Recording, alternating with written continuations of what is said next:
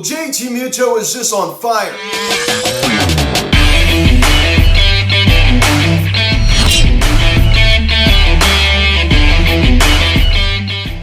Everybody, welcome to Phillies Hot Steel Media. Terry Coppin. Last night's game is in the Phillies and the Miami Marlins as the Phillies defeat the Marlins. Buffalo score of 4-1 as they take the first game of this three-game series as they have now won 6 straight. So this Phillies team is certainly on a roll now, 13 games above the 500 mark. Now, I guess before we get into this video, please subscribe if you haven't done yet. Please share and get your bell. Please like this video, comment on this video, share this video, and let's get into this.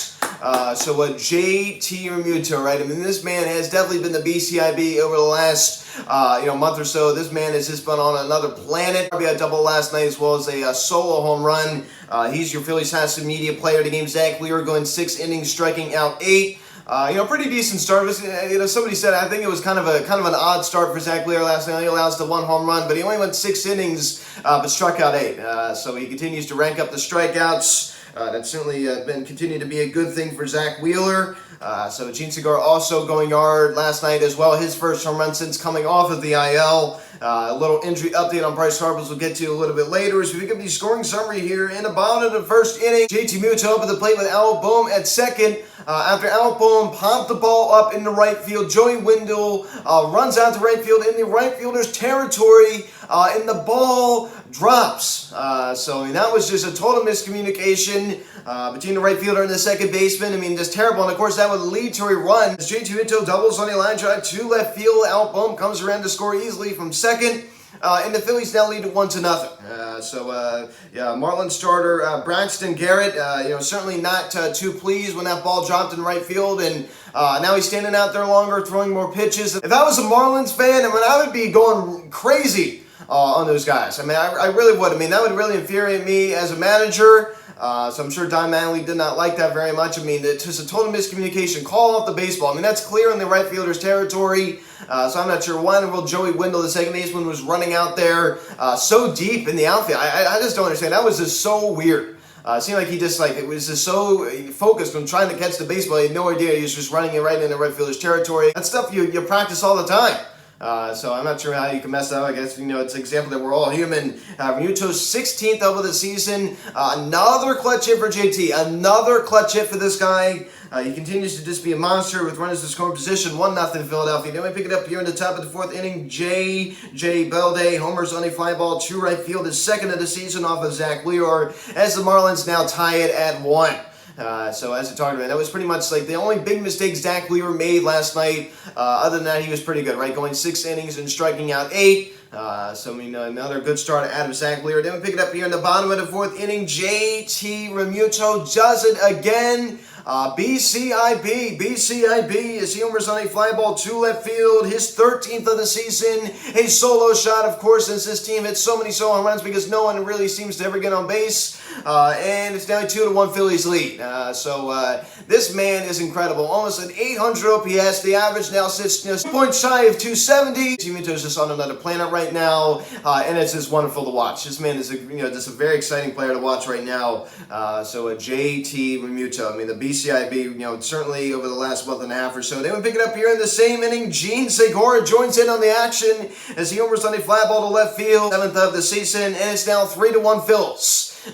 With Gene Segura, as I talked about, his first home run since coming back off the IL. This team has had such depth, and we're still able to, put up a pretty decent offensive performance against a good Marlins pitching staff. With Gene Segura, being productive. JT Realmuto, a guy that was off on Sunday when we still scored 13 runs without him. This just goes to show you that this team has such depth, finally, as J.D. Dombrowski talking about at the end of last season when we missed the playoffs, not enough complementary players, and it seems like that has changed now. Then we're picking up here in the bottom of the 5th inning. Al Bohm singles on a sharp line drive to center field. Kyle Schwarber comes around to score as the Phillies now lead it 4-1. So Al Bohm does it again. Another guy that really didn't do too much on Sunday. A walk as he also went hitless. He joined in on the action last night with driving in a run. The red hot Al Bohm does it again. Another clutch hit for this guy. He just continues to be incredible. And that would be your final 4-1 Philadelphia. We take the first game of this 3-game series, 6 straight wins, 13 games over 500. These struggling Padres, who have really just been awful since acquiring Juan Soto and Josh Bell. So you love to see that, man. It helps us. It's kind of short with a layout spot. 2 knocks with the double, also scoring one of the Phillies 4 runs as well in the outbound RBI single. 207 average now for Kyle Schwarber at 809 OPS. So he's definitely starting to, get a little bit better, right? He's definitely been better over the last week, hitting 250 with an OPS well above the 800 mark, as it's near 900 over the last week. So he's definitely starting to pick it up a little bit more. And Rhys Hoskins, 1 knock last night, as well as the home run streak does end at 4. Of course, that's pretty hard to do, right? Especially going against a really good Marlins pitching staff. All good things have to come in at some point. Alapone, 1 knock last night. It was the RBI single to store Kyle Schwarber. The Phillies now a 3-run lead at that point. So Alapone, the clutch hitter for sure, also collects a walk last night as well. So you go take a look at Alapone, a 294 average, 6 points shy at 300, and a 743 OPS. So keep it up, Alapone. I'd love to see Realmuto 2 knocks last night, the RBI double, 16th of the season, and a solo shot to left field for his 13th of the season. So Realmuto, a 268 average, 2 points shy, 270, a 794 OPS, 54 RBIs. This guy has just been incredible. Like, he's returned to form. He has returned to form. So it's just incredible to witness. Over the last 7 games, hitting 370 with an OPS well above the 1,000 mark. 1,200 OPS over the last week. And over the last 15 games, an OPS 1,100 with a 358 average. Over his last 30 games, over the last month, an OPS above 1,000. With a 327 average. I mean, this guy has just been incredible. Like, he's putting up, incredible numbers. Over 1,000 OPS, batting well over the 300 mark, almost at 330. So, I mean, this guy has just been, on fire. On fire. The BCIB is back. The BCIB is back. And towards mid-May, early to mid-May, I mean, he was at pretty much not an all-time low, but he was at a pretty low point. I think we all remember that, right? That was a pretty bad time for Realmuto, and what a way to turn it around. He's worked hard to come along to get his swing back. I mean, he never should have messed with his swing in the first place, and I think it's safe to say that the BCIB is back. So congratulations to Realmuto, man. This has just been incredible. It's just been just great to witness. Nick Castellanos hit his performance last night, but is able to draw a walk. So Nick Castellanos still doing much better with getting on base, right? I mean, I will give him that. Of course, he was on Ben Verlander's. He has this little lineup of the week. Nick Castellanos was on that list. So he's certainly doing something right. I mean, this guy's certainly still overall been doing so much better. And Jeet Segura, 2 knocks last night. The solo home run. 283 average for Segura, and he has a 750 OPS for a guy that's primarily a single hitter. That certainly ain't bad at all. And Matt Feeling, his performance last night as he got to start out in right field, so not much out of him. And Manuel Sosa gets to start at short. He also went hitless last night as well as Bryson Stott got the night off, and Brandon Marsh gets to start out in center, and he went hitless as well, going out on strikes 2 times. And as somebody said, I mean, when we lost Bryce Harper, I mean, I just think that we thought we were just going to fall off the face of the earth. I mean, I really didn't think that. Of course, I have been, known as a, negative Nelly, as some have said about this Phillies team. But somebody said a pessimist. Remember, somebody said that about me too. But I think I'm very objective. But honestly, I didn't really think we were going to fall off the face of the earth. I still said during that time, I said this Phillies team still has talent. We still have a good amount of depth. Kyle Schwarber, and it was red hot during that time. We all knew that Nick Castellanos would turn it around eventually. We knew we would get Jean Segura back. I don't think we expected Derek Hall to be as productive as he's been. With an OPS over 900 as a rookie, through 100 at-bats with 8 tanks. So the way that this guy has just been swinging the bats, it's been incredible. Of course, as I said, he did get the night off last night. We kind of expected Realmuto to get better, but we didn't expect him to turn it around this much. I mean, this has just been incredible. As I'm talking about, an OPS over 1,000 over the last month. This has just been an incredible stretch for Realmuto. I mean, this guy has just been on just an incredible run.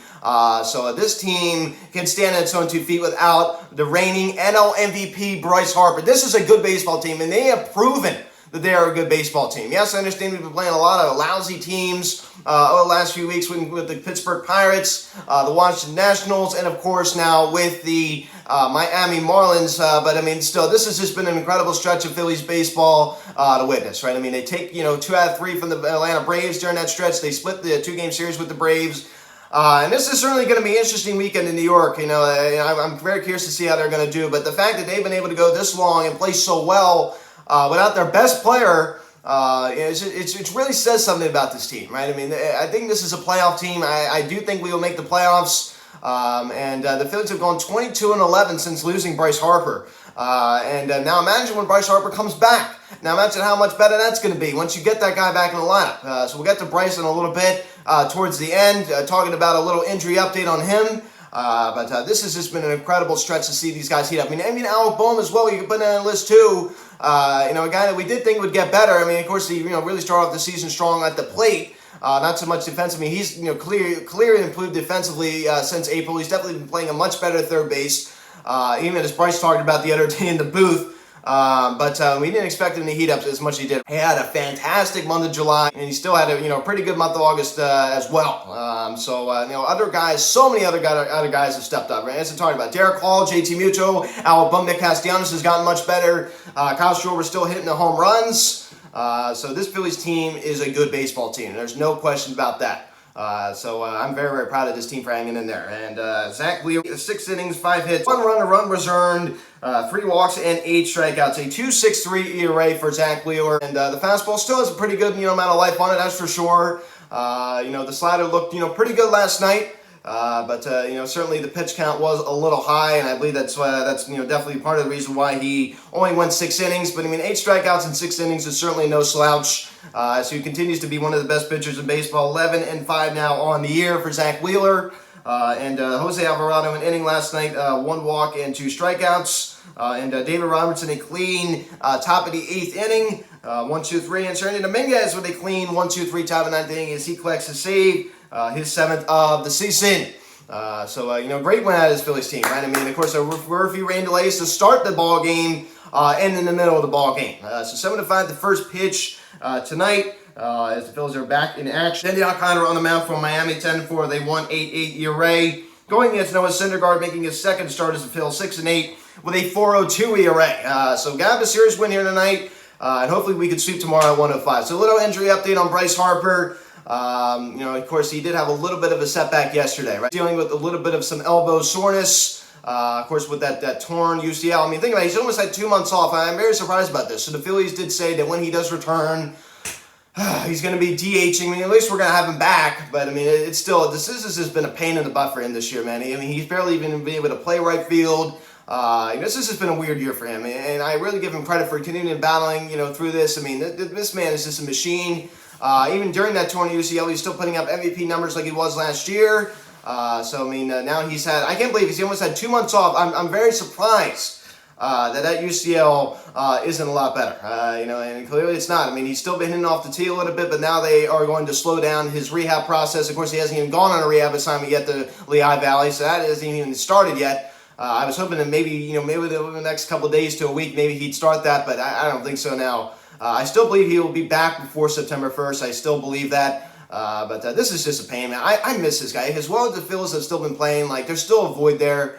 And we just miss this guy. Not only this is on the field performance, but just the way he plays the game. We just miss that attitude. We miss, the swagger. There's certainly just a presence that's just not there. But, the Phillies have still been able to move that and still have just played so well. I'm just so proud of this team for doing that, right? I just keep going back to the point. Noah Syndergaard, going back to him, hopefully he can have a much better start tonight. I think he just had a little first start jitters during his first start with the Phillies. He was going against a really bad team. He didn't really pitch that great. For him to bounce back and be much better, even though he did get the win, really wasn't that great of a start. I believe he allowed 10 plus hits last start. He was getting hit around a little bit, and it was a little unlucky for him, but still, really just not that good of a start last week against the Washington Nationals. So hopefully he can bounce back tonight. So guys, thanks so much for watching this video. Please subscribe if you haven't yet. Please turn on the bell. Please like this video, comment on this video, share this video. Check out the social media link in the description section. That Phillies Hashtag Media, Instagram, Instagram, follow me on Twitter at @BeyondStillMedia. Call or text 267-225-3292. Email me, PhilliesHashtagMedia@gmail.com. Thanks so much for watching. I'm Brooke, and I'll talk to you later. Let's go, Phillies. See you guys.